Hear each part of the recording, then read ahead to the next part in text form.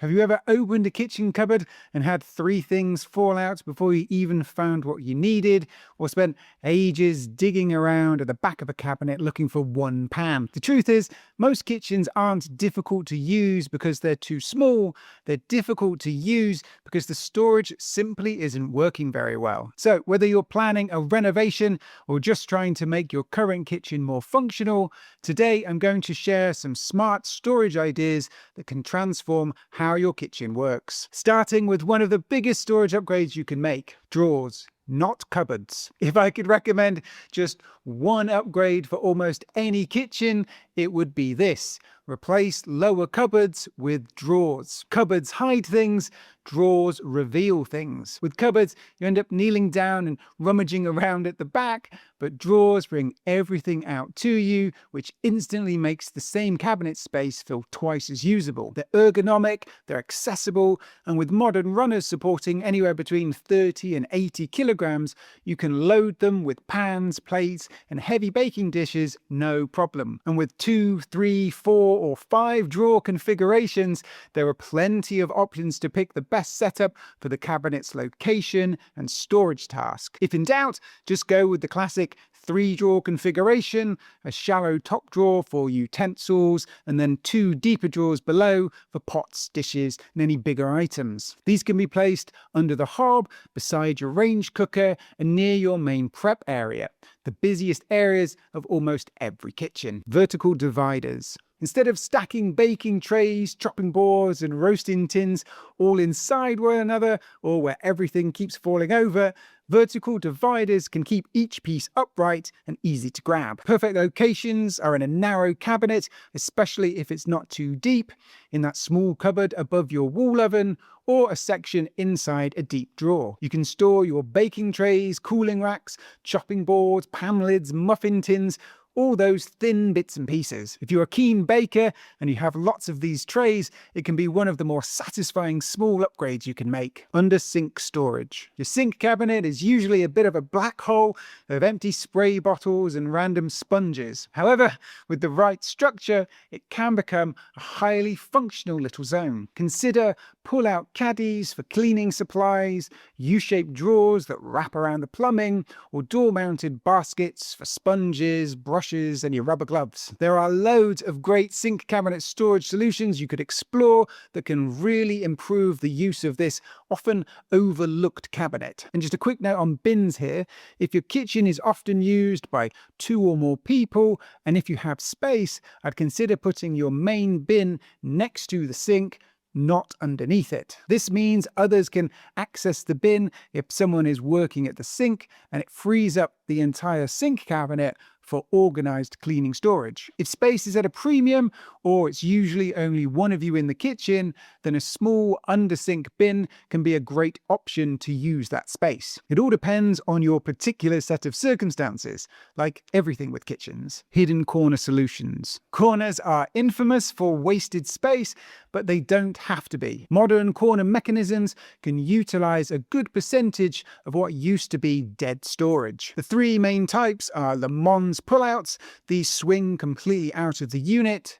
Magic corners, you pull these, then move them across to access the ones at the back. And Lazy Susans or carousels, a classic, usually more budget-friendly and easy-to-use option. The right one will depend on the type of corner cabinets you have, your budget, what you intend to store in them, and what you personally find most useful. Now, this next one is a little bit controversial because I have a bit of a love-hate relationship with it. Internal drawers. Drawers within drawers. Internal drawers let you enjoy clean, minimalist, and matching cabinet fronts on the outside without sacrificing organization space inside. They create an extra layer of storage inside a drawer that's often wasted. Perfect for utensils, spices, pan lids, wraps and foils, anything thin really. And they can be really handy and great at optimizing that dead space. However, in certain situations, well, one situation really.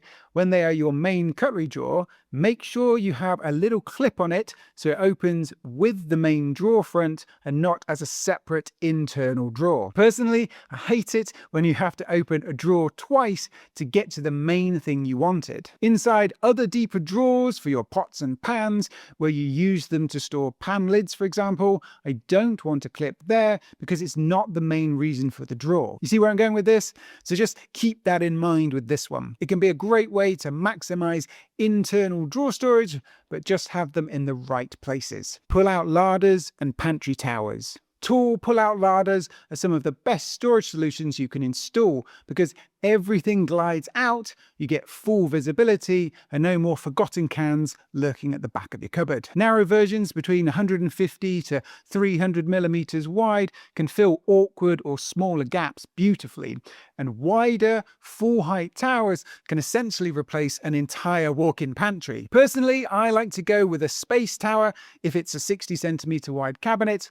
I find the pull-out mechanisms can get overloaded and become a bit heavy at that point. Normally, I'm not a huge fan of opening a door and then pulling out drawers, but in this situation, I find that it actually works better. You get access to individual drawers instead of the entire cabinet coming out at once, and the weight is spread across multiple runners, which makes everything smoother and more durable long term. I find they're best organized with lighter items up top, things like your cereal boxes, everyday items at eye level, so your tins, jars, and pasta, and then heavier items at the bottom. And if you place your larder near the fridge and your main prep area, the whole food and prep workflow becomes much more efficient. Small appliance storage. Worktop clutter kills a sense of calm instantly, and appliance garages or wide larders with countertops inside can provide a dedicated home for coffee machines, toasters, blenders, mixers, and air fryers. Pocket doors slide out the way for easy access,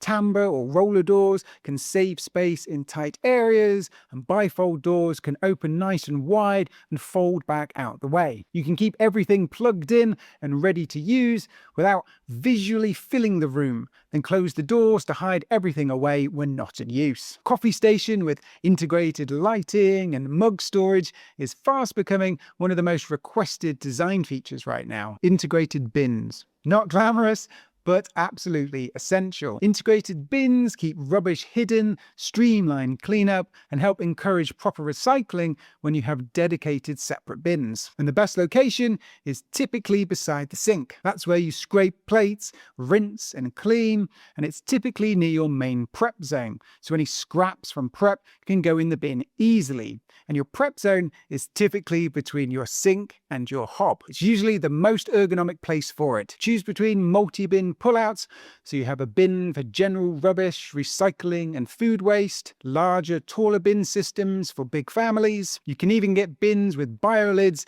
that have charcoal filters in them to help with odors. If you've got a 600mm wide unit available, you can fit a good-sized 3-bin setup, which is probably the most popular option. Overhead storage done right. Wall cabinets can provide huge storage potential if done properly. If you need more storage and it's within the budget, having a wall cabinet all the way up to the ceiling can be a great way to add some bonus, not everyday storage, into the room. Just keep in mind the top shelves will be for rarely used items, not everyday storage. And if you're a little vertically challenged, you could consider getting pull-down storage mechanisms to bring the contents out and down to you. These are for those everyday shelves that might be just that little bit too high. And when it comes to wall cabinets, if possible, have slightly deeper ones so that you can fit dinner plates or other slightly larger items inside. It's only a small difference that you'd probably never notice, but it can really help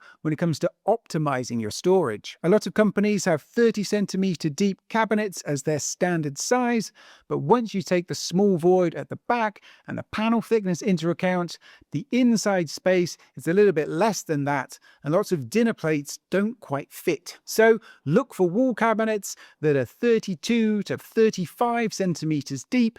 That little bit extra can really help. Drawer inserts and custom organization. This is where your kitchen becomes personal. Drawer inserts keep everything neat and help to optimize your workflow. Options include cutlery trays, knife blocks, peg systems for plates and bowls, spice tray inserts, adjustable dividers for utensils. Honestly, there's something for everything. Take a minute to map your habits out. Where do you prep? Where do you do the baking? Where do you serve up? And what do you need at your fingertips in those areas? Organize these drawers or cabinets based on what you do and where you do it. Plinth or toe kick drawers. Now, certainly not for everybody, but if you're tight on storage space and you want to maximize everything, there can be another smart storage solution. Most kitchens will have an empty area behind their plinths or toe kicks beneath the units, but this space can be transformed into slim, often full-width drawers. They're perfect for baking trays, cooling racks, anything slim and lightweight. They're not the most convenient drawers for everyday access, so they're best for lighter items you don't need constantly. But in smaller kitchens, they can be a great way to squeeze out a little extra storage. Charging drawers. In our gadget-heavy world, charging clutter can overwhelm a kitchen fast. If you can spare a slim top drawer in your kitchen, having a dedicated charging drawer can really help keep your countertop clutter-free and used for more important tasks. Charging drawers give you integrated outlets, USB ports, and even options for wireless charging pads. They keep your worktop clutter-free and cable-free, and your devices safe from kitchen spills. Ideally, place them in an area outside the main cooking zone, usually somewhere on the edge of the layout, so people can access them throughout the day without interrupting anyone cooking. A well-designed kitchen isn't necessarily about size, it's about logic, flow, and accessibility, and giving every item in your kitchen a place that makes sense. Even one or two changes, like adding those extra drawers or finally organizing your sink cabinet storage situation, can completely transform how your kitchen feels every single day. So, are there any storage upgrade ideas you're excited to add to your new kitchen? Or what's the biggest storage frustration in your current layout? Let me know in the comments below. If you found this helpful, I'm sure you'll like this video where I give you 20 kitchen design tips in 10 minutes. As always, thank you so much for watching, and I'll see you in the next one.